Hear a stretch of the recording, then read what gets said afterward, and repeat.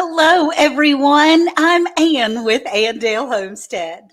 Hello, everyone. It is Casey over at Ormsby Farms. And I'm Monica at Bland's Promised Land Ranch. And this is Sandy at Suburban Homesteader, Wyoming, Arizona. So good evening, everybody. Gosh, it's been weeks.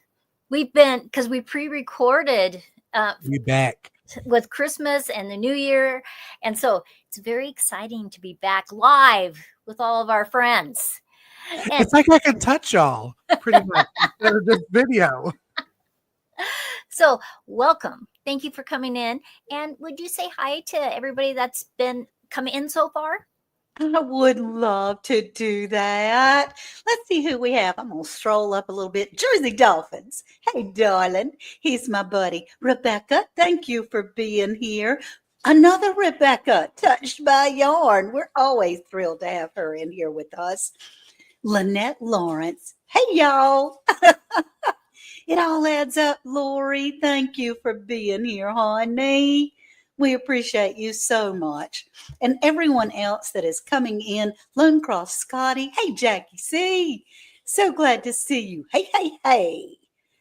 Lone Cross Scotty. Howdy-ho, everybody. He said he was going to start himself a fire in the den right in the living room earlier today when we were talking fires. I said, don't do that. Don't do that. U.S. Freedom 5. Audio check. How do? I'm so glad you're here. Well, it's exciting. You know, it's like we get to actually talk back and forth. It's wonderful to be together again. Y'all, we have missed each other. Some kind of terrible because we do really genuinely care for one another.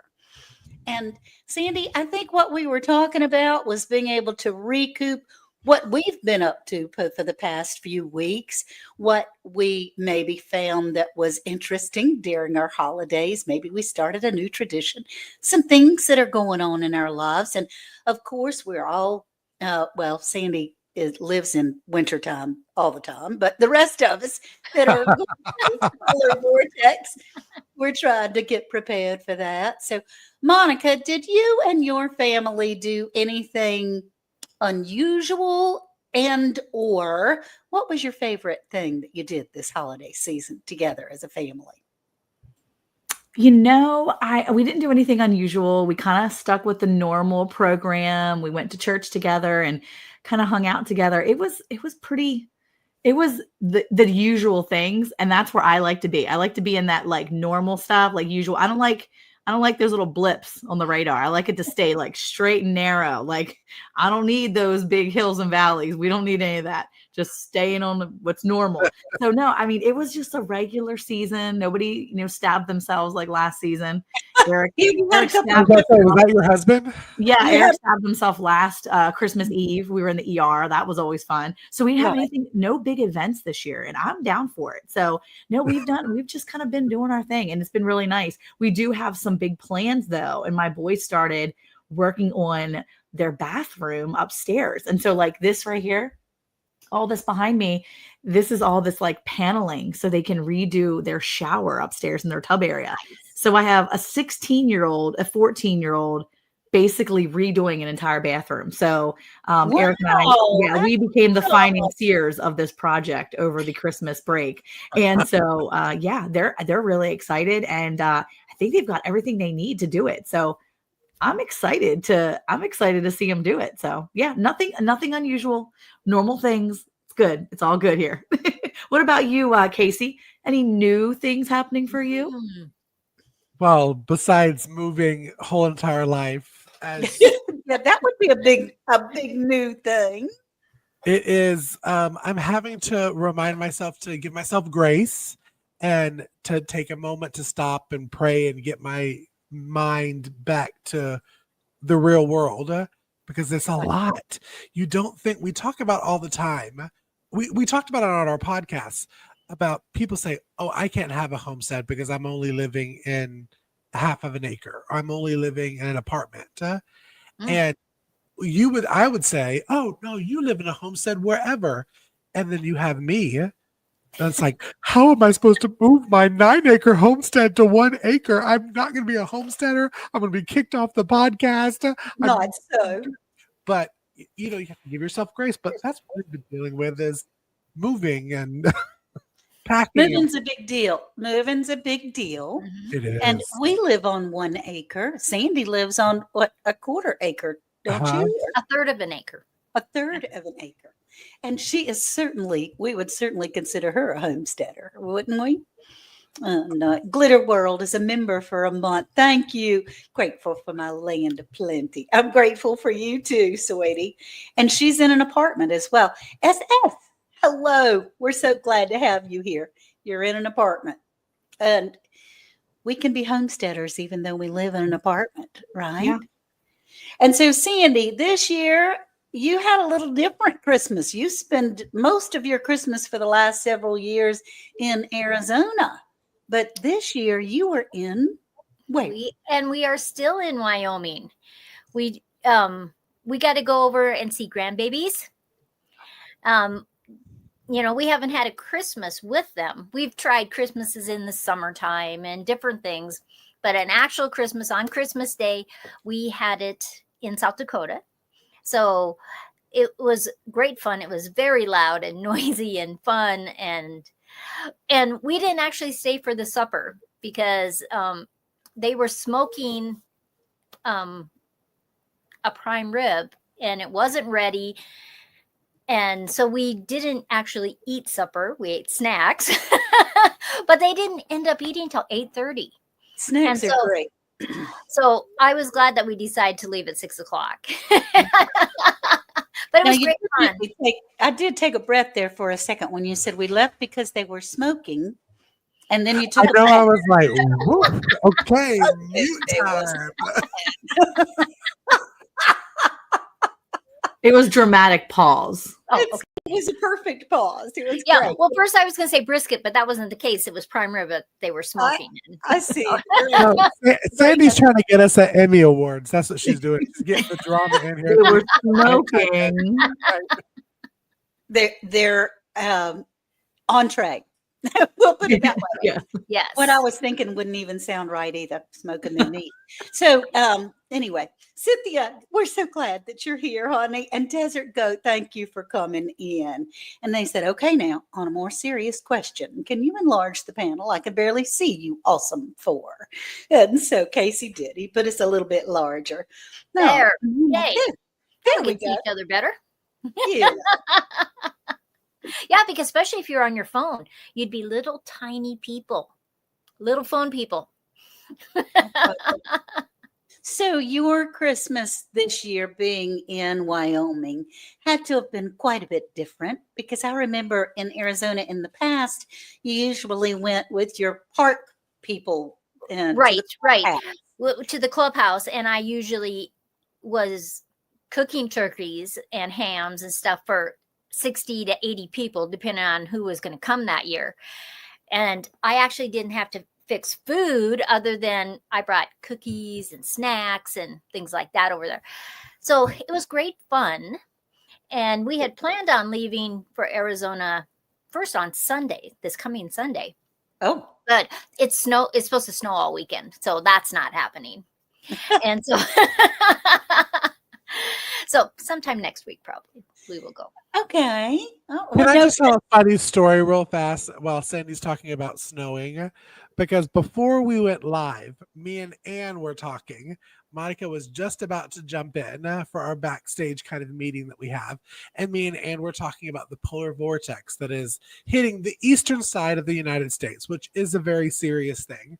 And we were like, okay, no, Sandy, don't laugh at us as we're talking about it. Because in Georgia, like our highs are supposed to be like our low high, the lowest high, is that how you say it? It's 27. And Sandy's like, well, it's 17 here now. I was like, we're wimps in Georgia. So, but that's my funny story is Sandy's like, oh, these Southerners over here that's right. talking That's about it's 36. We're all dying. yeah. If it hit 17 and our area of North Carolina was sharing with them, we roll up sidewalks. Yeah, we roll up sidewalks. Everybody stays inside. Everything closes except the grocery store. No post office, no court dates, no nothing. You might get a hamburger, but probably not. And everybody goes inside. And then we go to the overpasses and try to get on cardboard boxes and slide down in the ice into the traffic. Have a good time. Visit the emergency room occasionally. Well, we used to get a lot. We didn't get a lot of snow, but when I was in Maryland, we got our fair share of snow. I mean, we would have some seasons where we have a ton of snow, and then we'd have like dry spells where we wouldn't get any snow, but maybe a few inches. But it was we got a little bit every year. Well, here in Texas, we don't get hardly nothing, and then we get like a little dusting. And these people, my children is what I'm talking about. These people and my sister have been just chomping at the bit. And my sister called me yesterday like 3 times. She's like, I'm calling you again. And I'm like, okay, what's going on? She's like, I'm just so excited. They're saying maybe like 8 inches or more. And I'm like, girl, the wind is going to blow one extra little like degree. And all of a sudden it's going to be nothing but rain. So calm. It's okay. Be calm. And so in the meantime, though, I'm on Amazon like, I need to make sure these people have gloves and we need to have a sled. Well, we all did because Ann Dale put out her how to prepare for a polar vortex video. And it popped up as I was doing computer work. And I was like, I have to stop what I'm doing immediately. Yeah. Yes, Dale's video, and then ordered 4 of the things that Ann Dale talked about that I really probably didn't need as I'm moving. But I was you like, might. I may. We may get 4 inches of snow, Monica, which in Georgia is like 40. Well, let me just tell you, our local weather guy last night, he was talking some serious business. He was explaining to the people on the panel, like his other, cohorts there. He was like, do you know when the last time North Texas, the Dallas DFW metro area, we got significant snow was in 2010. And then he went on to talk about how some places got upwards of 15 inches up here in North Texas. And I was like, what?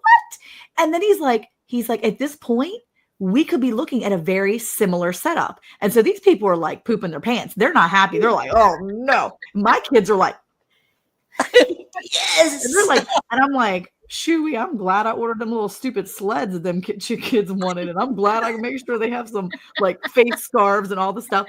And then this morning, my sister calls me. She's like, yeah, they're saying maybe 2 or 3 inches now. And I'm like, can I just say that it's so cute that Monica's kids are excited about a snow day being homeschooled? Just saying.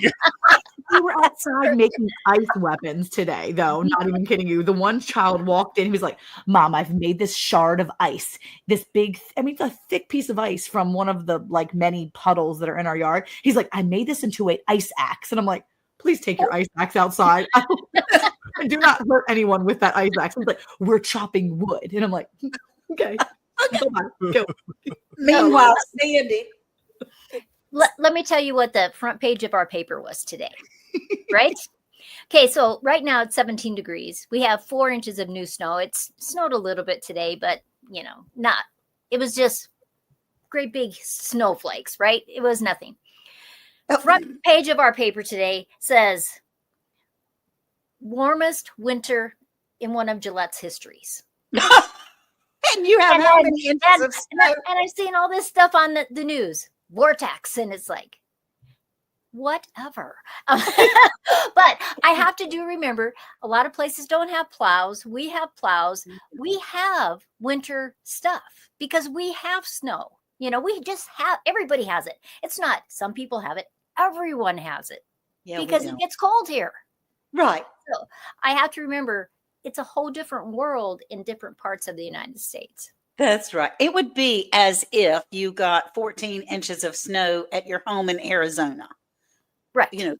Those people would be freaking out because our shovels are spades for the garden. We don't have snow shovels. And we certainly don't have any kind of infrastructure equipment to go around and go out and about. We got the big old pickup trucks that'll come get you out of the ditch when you run into it, but that's about it. So, yeah. We brought our snow shovels from Maryland and they turned into quickly manure shovels. Oh, yeah. So I was telling the boys today, I'm like, we might have to get those snow shovels out of the barn and use them for actual snow or ice. Right. So the budget prepper says, wait till North Carolina gets snow. They shut down everything. I remember they shut down Fort Bragg for like some flurries and closed Walmart. And I'm from Ohio and laughed so hard. That's exactly right, budget prepper. I'm in North Carolina. We roll up the sidewalks, baby. I mean, that's playtime unless you're me and stay inside the house. Paul Case Farm says, hey there, what are y'all doing? Paul Case is hilarious. Everything does close down in Georgia. Even the biggest thing is Chick-fil-A closes down. And everybody, the funny thing is we all say that you get the hankering for Chick-fil-A on Sundays. Like when you're in church, you're like, oh, I'd really like a Chick-fil-A sandwich, but it's closed. Right when everything shuts down for the snow, that's when everybody has a hankering for like a spicy chicken sandwich. There you go. We just got 4 inches. I think we should have some coleslaw and spicy chicken sandwich. But right. Chick-fil-A is closed. So I mean, when you're talking about going to the grocery store and buying milk and bread and things like that, we all make sure we have a can of sweetened condensed milk so that you can make your snow cream. Mm-hmm. That's what we do, is being able to do. You had me spicy tonight, Paul Case Farms. That's right. And Lone Cross Sky says, I bought some ice melted for this storm. They say we can get the ice and all. I bought a type that is pet and environmentally friendly and was expensive, but to me, it's worth it.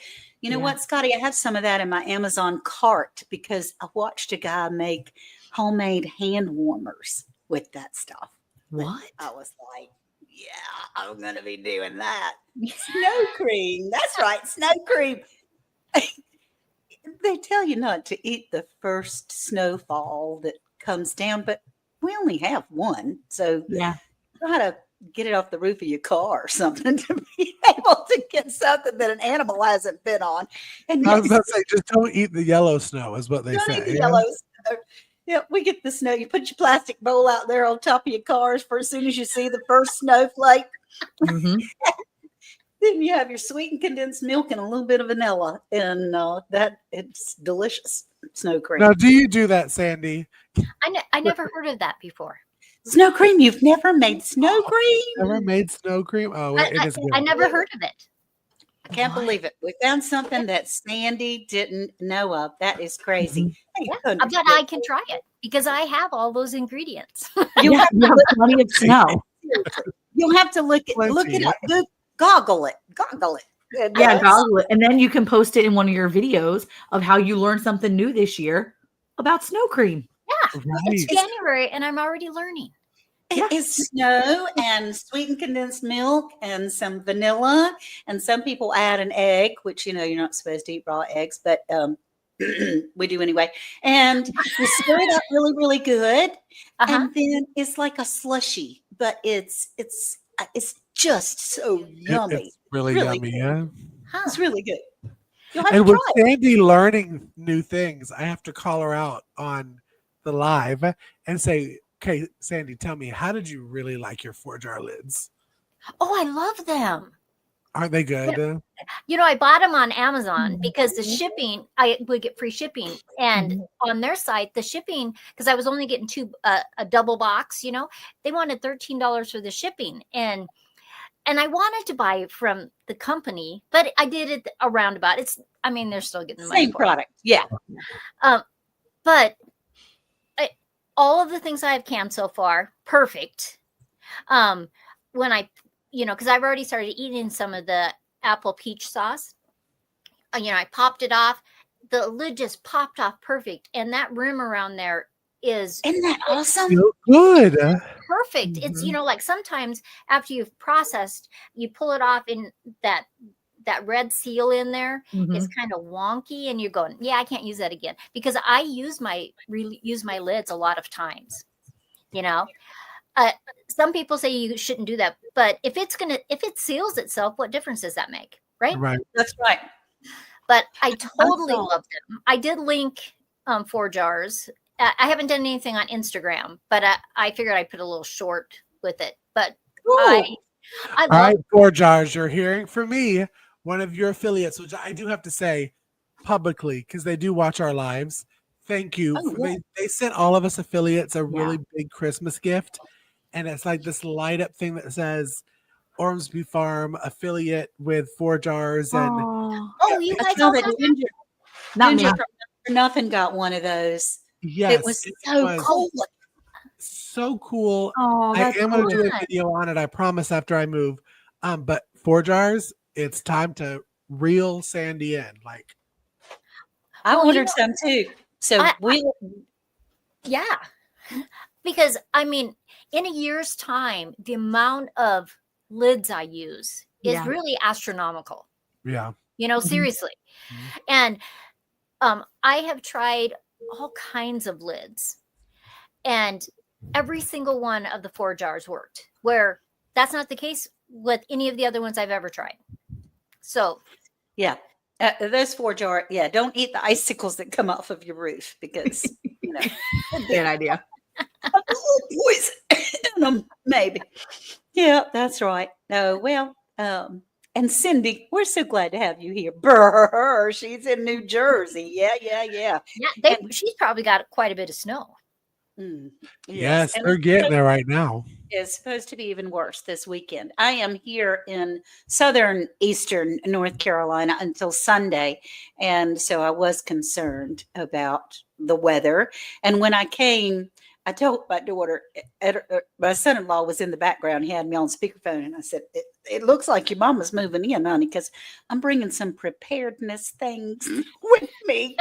I don't know what you have in your house, but a couple of things I do know. I want you to plug in this and plug in that and charge in this and charge up that, so that when I get there, it's ready to go. And so that's what we did. And what's your favorite of your plug-in stuff that you talked about on your video? Now, people need to go and watch your video, but what is your favorite of those that you talked about? Like, what is the one thing that you There's have? 2.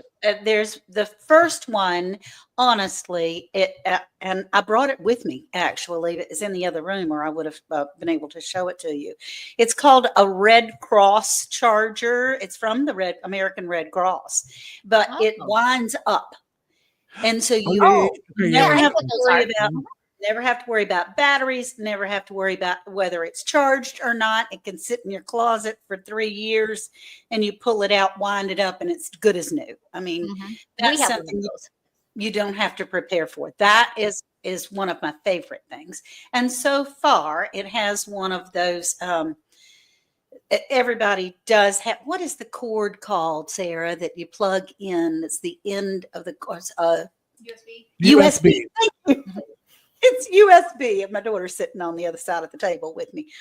And so it's a USB plug that you can plug into these wind-up chargers. That's one thing. Yeah, it'll make you spend some money. Check it out. It's not expensive. I mean, the one I have was like $9 or something. Now, and is it the same thing as those radios that you have to crank up? It's kind of the same kind of premise, right?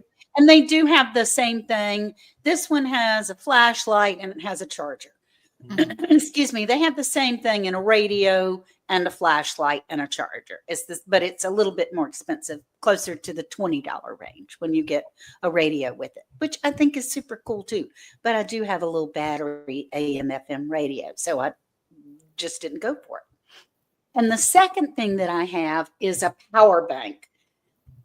I mean, we have the big generators. Yes, I have a big, almost whole home solar generator with the solar panels. That's fabulous in case of long-term outage.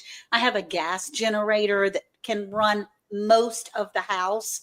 And we had an electrician come and install an outside plug-in so that you don't have to run extension cords all over the place, that kind of thing. But the most convenient thing that we have used, really, honestly, when it's only going to be going out for a few hours, I'm celebrity. I don't know about that. It's true. But I saw it. Me too. The most convenient thing that I use, yeah, you can move in. It's a power bank, and it stands about the size of a coffee maker, maybe. It's about 20 pounds, so you can still pick it up and lift it all around. And those things, it can be solar charged. You can charge it in the wall, or you can charge it in your car. And it's so convenient. So you don't need all those extra charges and all those extra plugs and things. Whatever you have at the time that's a current plug, you can plug into those battery packs, those power banks. So those are my two favorites. Sandy, Monica, do you have favorites of the preparedness, kind of like keeping your stuff charged? Most of my stuff that I have is actually from Andale Homestead. So, I mean, it'd be boring for me to say it's the same thing. Yeah, I don't know, but I'm looking at that, the 500 watt portable power bank that she was just talking about, and it's literally $399, but you can have $100 coupon when you order it now on Amazon. I'm like, $299. It's so worth it. I'm like $100. I didn't even want it until I saw that you could get $100 off, and now I'm like, well, I gotta get it. No, let me tell you, we did a solar power like bank, but generator. Because in the state of Georgia, to sell meat, you have to have what is called like the meat license, and you have to have it in a freezer, and it has to be USDA approved, blah, blah, blah. But a lot of farmers markets don't have plugins. They don't have electricity hookup. Oh, we looked into the generators that Miss Ann talked about. Nice. And it's not the one that you did the TV show with. But it was a solar paneled one that you had talked about. It's a smaller kind of like bank. When I tell you, it's probably a 5 cubic foot freezer. If you completely charge it solar, like get to 100%, for the 3 hours I'm at the farmer's market, that freezer stays frozen and charged the entire time. Wow. And you're paying for this much electricity. Zero. Yeah. It's all from the sun. Yeah. So, it is. It's very nice. I drive around with that power bank in the trunk of my car all the time. Really? Because you can also charge it up in your car. I mean, when this storm came through, I had it in the trunk of my car probably 3 months. Ever since Helene had come through, I had it in the trunk of my car because when we were doing our volunteer work, so many people there needed to charge their cell phones. So, and we were outside a lot of the time. So I pulled that power bank out and everybody charged their cell phones up on it. Well, I haven't charged it since then. You have a radio that has a flashlight, alarm clock, weather alert when it's plugged in for cell or smartphone. That's perfect, Linda. Me too, Linda. Me too. And so I pulled it back in the house recently, just a couple of days ago, to make sure that it was charged up again for this polar vortex that's coming through. And it was still at like 98%, even though it had been in the car for 3 months. So, I'm tickled to death with that thing. I drive with it everywhere because I don't want to get caught on the highway somewhere in an ice storm for 24 hours and have nothing. That's really amazing. I mean, that's really good to know that you can have something like that, especially because, just looking at it too, I pulled it up on my screen so I could see, just like kind of save it for later to look at. But, something like that, you can charge many people's at once, especially if you're like I am, where you have many people and you need to charge up stuff. It's nice to be able to know that you can charge a kid's tablet and a cell phone. And, if you need to charge some of those lights, because we always keep a lot of those like battery lights, those things you can just recharge, because we're always putting animals away in the dark or going to look for something at the dark. So, yeah. The solar charger is Opus, Oupes, Opus Company. And they also have a Jackery. They have a number of things. This particular one that I have was sent to me by the company called EBL. And I have it tagged on my video where I've got a whole bunch of cords sticking up. This is, are you ready? It looks like I'm a crazy woman in between all these cords. You look at that. I put the link in everybody's page. So if you just scroll up a little bit, you'll see it says check out Anne's video here. It's the one with all those options that she just did a couple days ago. It's called EBL, and EBL is very reasonable, but it's also been a great addition to our preps. I can tell you, it's been wonderful. So, anybody else? Casey, do you have a favorite one?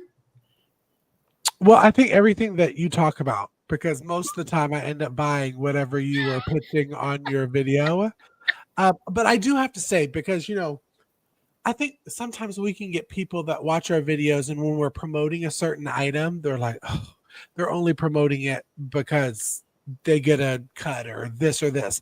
Now, listen, generators and stuff and the battery banks do cost money. They do. But you're investing in something that you will have long term. This is not something that you're going to pay $300-$400 and you have to replace it in 2 to 3 years. Right. Especially a solar panel one. So sometimes you have to spend money. Yeah, you do. To have what you want.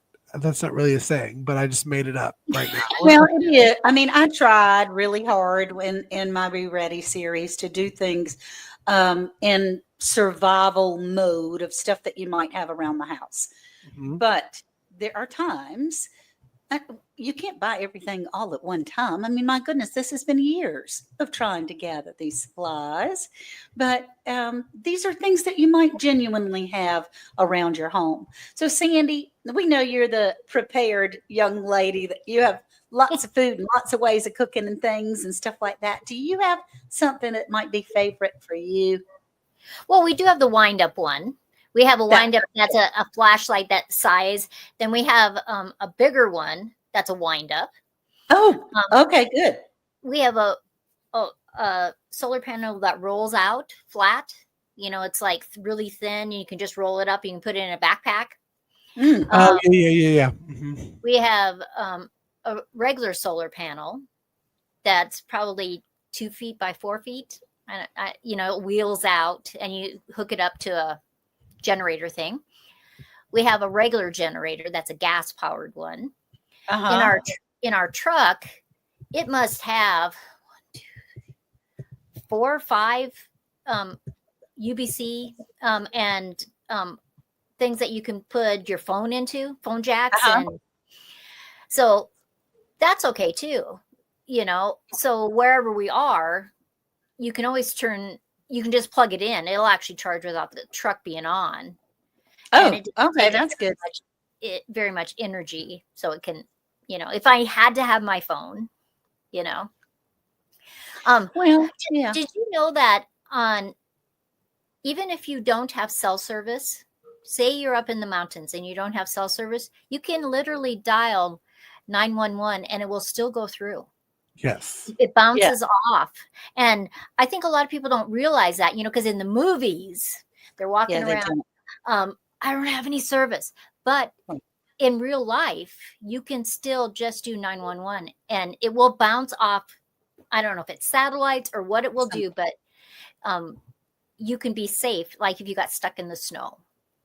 Now, there is something that is really interesting to me that I really want to get there, and I haven't gotten it yet because they're kind of really pricey. but it's just a little thing that feeds off of satellites. And in Western North Carolina, when so many people were out of cell service and family from everywhere were trying to get in touch with their family, and they didn't know sometimes for weeks if they were even alive because they couldn't get anywhere to. Now, the two-way radios worked very well for people to be able to get word out from town to town, because at the time they didn't know if it was just their area or if it was all over, if it was widespread. But there's it's like a Garmin, Starlink, yes, but it's like a Garmin item thing, and it doesn't do anything but text, but you don't have to have cell service. It bounces off of satellites. So if you're in the Amazon, you can still text off of this little thing.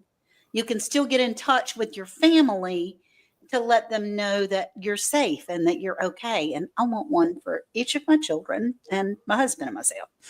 I want one so that we can stay in touch, just to let each other know where we are or what is going on in case of an emergency.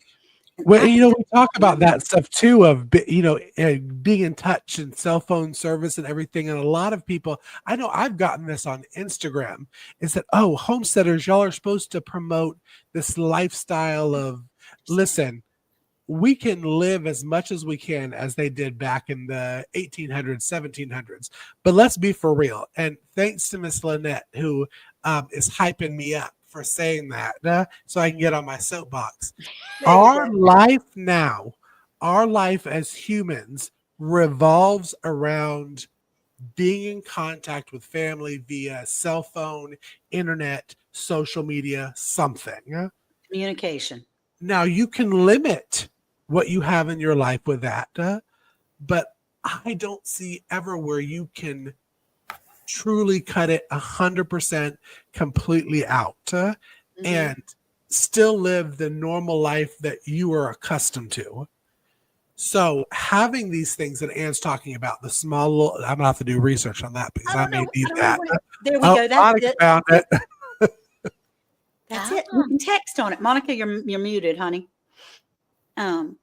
It's called the Garmin InReach Mini 2. Send one to all four of us. Yeah, I'll send you a little link so you can see it. But I mean, it's like $300. There's no coupon for this one, but I mean, if you think about, though, like Bowen said, sometimes you have to place your safety, over the financial thing, and this is like an investment, right? I mean, this is something that if my kids were going to go be off grid somewhere, I'd rather them have something like this to communicate, knowing that it's going to reach and get to, so that at least if they needed help, they could. If I had hikers in the family, they'd be having one of these 100%. They'd be hiking their little booties up in the mountains with this.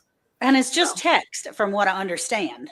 Yeah, it looks like a satellite communication. It actually will track you. So if you needed to, you can track that route. It has a navigation thing. And yeah, it's just text and basically navigation. So if you needed to navigate to your next destination, it kind of shows people where you're at.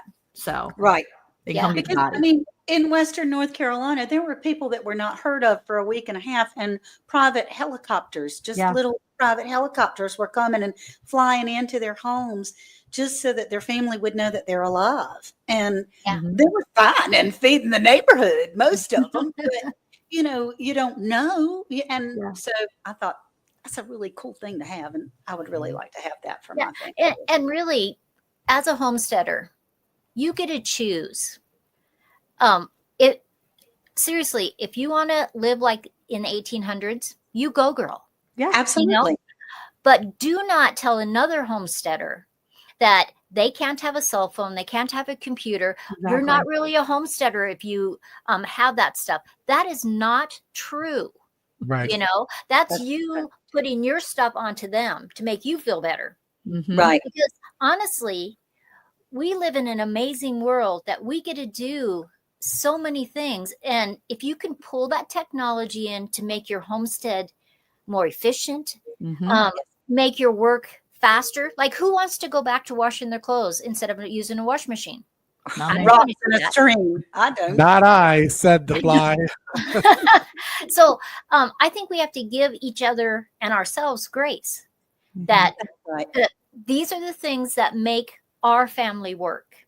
You know, That's right. having these things, it's not right or wrong either way. If you want to live with no cell phone, no computer, no tractor, whatever you want to do, that's okay.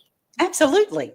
You know, but I hear comments sometimes of people that are a purist, more of a purist. Yeah. But if you want to be a purist, don't be on YouTube. Yeah.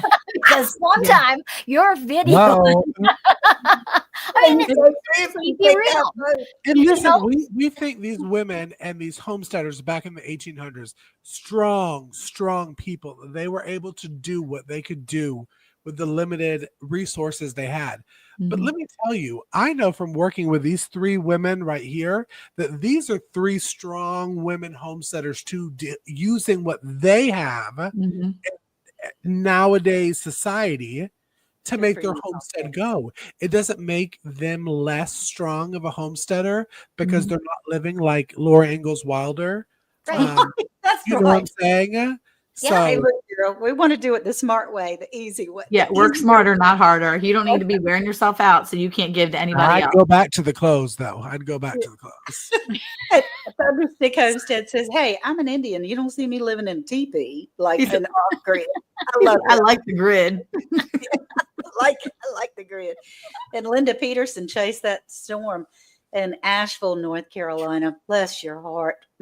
Oh my goodness, you were in Asheville from Illinois. Wow. That was some kind of something.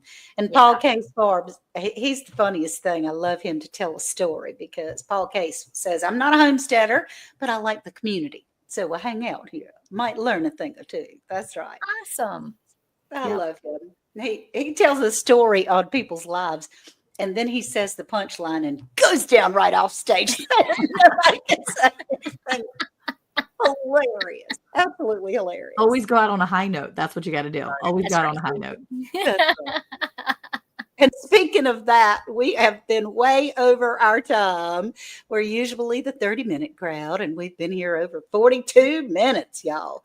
Thank you so much, everyone, for being here. We really appreciate it. And we have enjoyed being able to speak with you. Our podcast usually take a siesta as far as the podcast. We will begin again soon with the podcast themselves, but we'll be here on Tuesday nights at 8 o'clock to talk about hey, y'all, hey, and round the hay bale. So good night. Good night, everyone.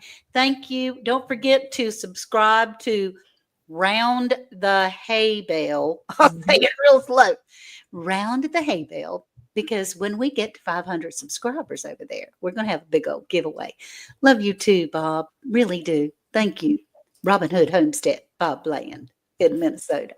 Everybody stay safe in this storm. We love you and thank you so much for being here. So bye, y'all. Bye-bye. Bye. Hey Monica, did you know it's now even easier to listen to Around the Hay Bale podcast? What? Really? How easy? That's right. All you have to do is say, "Alexa, play Round the Hay Bale podcast." Playing Round the Hay Bale podcast on Apple Music. Ooh, we're really fancy now. Tune in to Round the Hay Bale every Monday at 9 a.m. Central Time.